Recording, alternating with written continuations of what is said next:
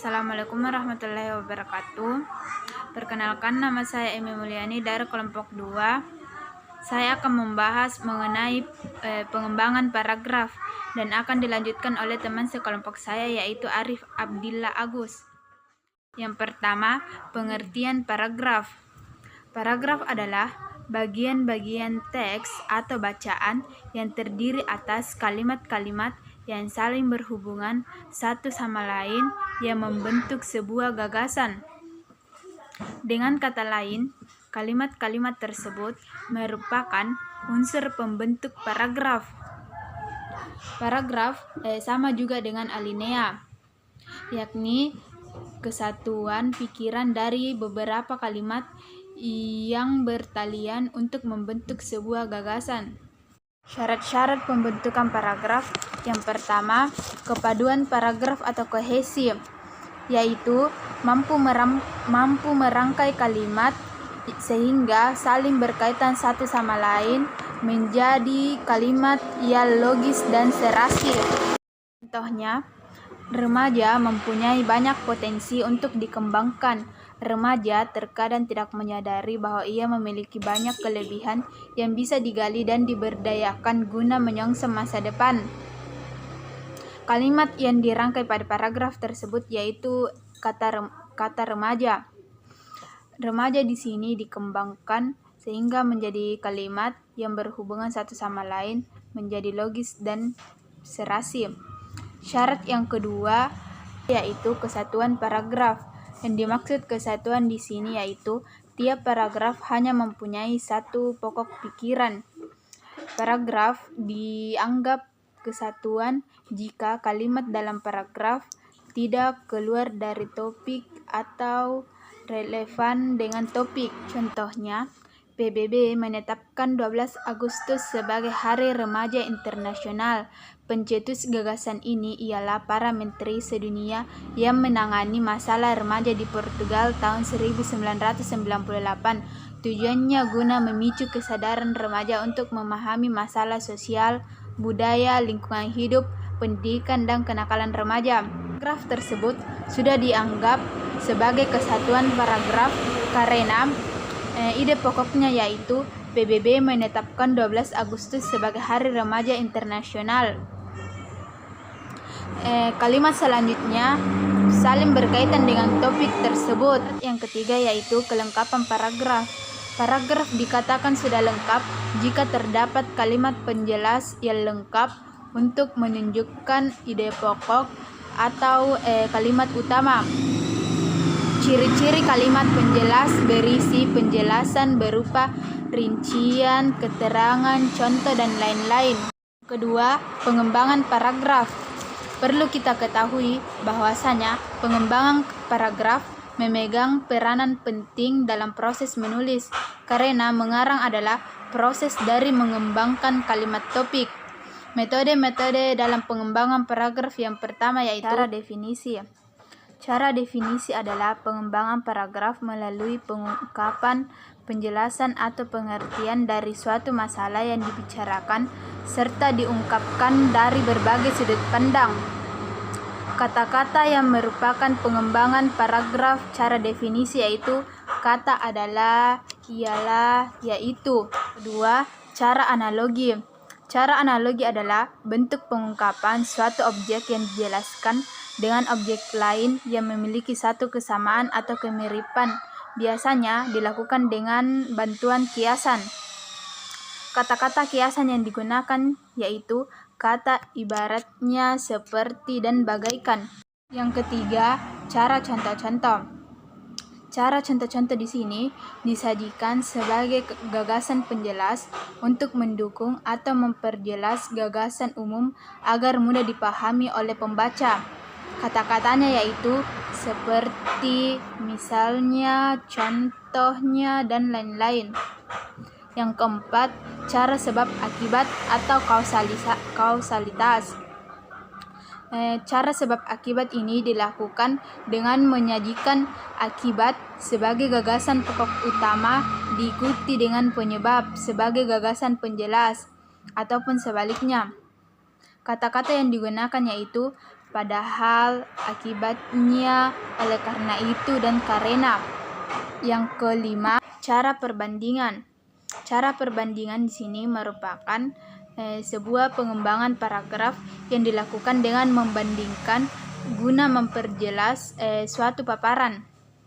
Biasanya digunakan ungkapan seperti serupa dengan, seperti halnya, demikian juga, sama dengan, sejalan dengan, akan tetapi, sedangkan, dan sementara itu.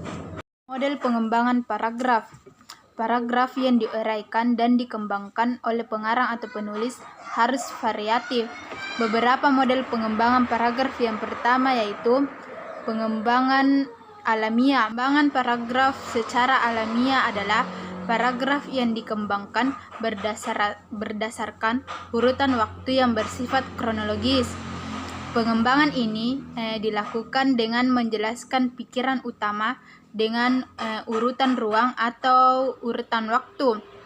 Pengembangan dengan urutan ruang bisa dilakukan dengan menjelaskan ruang dari yang paling dekat hingga yang paling jauh atau sebaliknya. Pengembangan dengan urutan waktu bisa dimulai dari yang paling awal hingga yang paling akhir.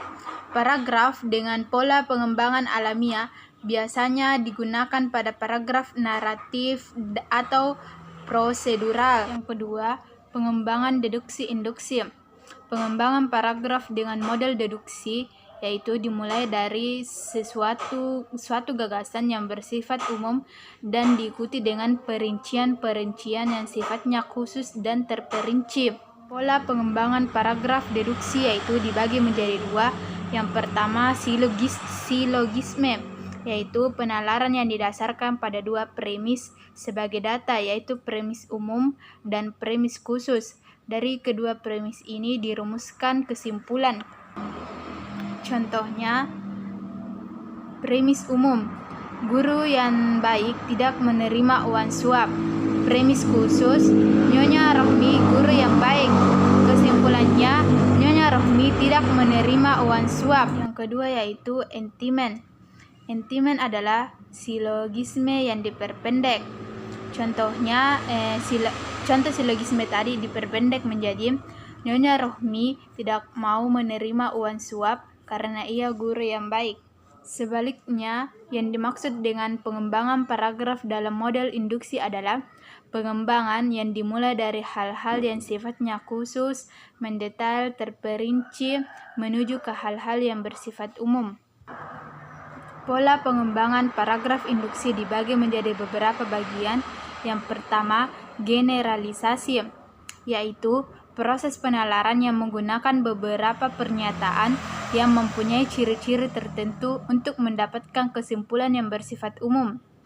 Contohnya, jika besi dipanaskan akan memuai, jika tembaga dipanaskan akan memuai, jika emas dipanaskan akan memuai. Jadi kesimpulannya, jika semua logam dipanaskan akan memuai. Yang kedua yaitu analogi, yaitu cara bernalar dengan membandingkan dua hal yang memiliki sifat yang sama. Contohnya, alam semesta berjalan dengan teratur seperti halnya dengan mesin. Di sini, alam semesta dengan mesin mempunyai sifat yang sama yaitu berjalan dengan teratur. Tiga, hubungan kausal atau hubungan sebab akibat, yaitu penalaran yang diperoleh dari peristiwa-peristiwa yang memiliki pola hubungan sebab akibat. Selanjutnya yang ketiga yaitu pengembangan analogi. Pengembangan yang dimulai dari sesuatu yang bersifat umum dengan sesuatu yang bersifat baru. Keempat yaitu pengembangan klasifikasi, yaitu terdiri atas kelas dan tipe yang jelas yang dapat membantu pembaca dalam memahami isi teks. Yang kelima yaitu pengembangan komparatif dan pengembangan kontrasif. Pengembangan komparatif yaitu paragraf yang membandingkan persamaan dari segi ciri, karakter, bentuk, tujuan, dan sebagainya.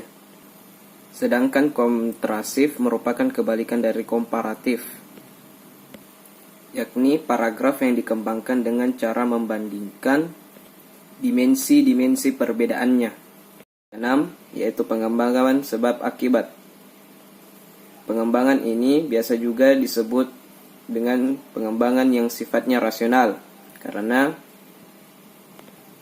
pada dasarnya sesuatu berawal dari sebuah sebab dan diakhiri dengan sebuah akibat, atau sebaliknya. 7. Adalah pengembangan klimaks dan antiklimaks. Pengembangan klimaks adalah paragraf yang dikembangkan dari puncak masalah yang paling kecil menuju puncak masalah yang paling besar, kemudian berhenti di puncak masalah yang paling optimal.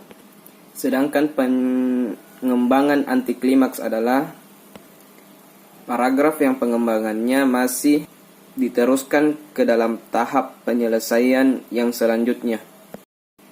Implementasi paragraf pada jenis tulisan yang terbagi dalam 5 subjudul, yaitu deskripsi. Deskripsi adalah karangan yang bersifat menjelaskan dan menggambarkan sesuatu dengan terperinci. Yang kedua adalah argumentasi, yaitu karangan yang mengutarakan gagasan, pendapat, dan ide dengan diikuti alasan-alasan yang jelas, serta bertujuan untuk meyakinkan pembaca terhadap gagasan, pendapat, atau ide yang diutarakan. Yang ketiga adalah eksposisi. Eksposisi adalah karangan yang bertujuan untuk menerangkan dan memberitahukan suatu peristiwa atau objek kepada pembaca sebagai penambah wawasan dari ilmu pengetahuan. Yang keempat adalah narasi. Narasi adalah karangan yang menceritakan suatu peristiwa yang disusun secara kronologis atau sistematika waktu.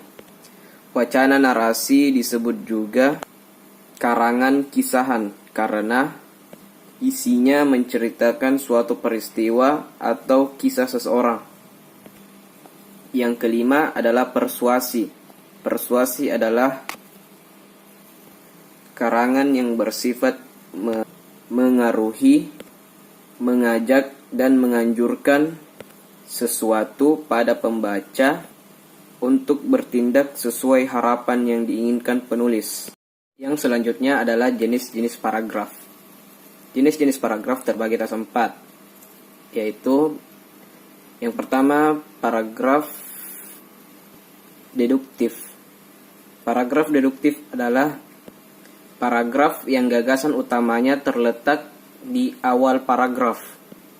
Yang kedua, paragraf induktif adalah paragraf yang gagasan utamanya terletak di akhir paragraf.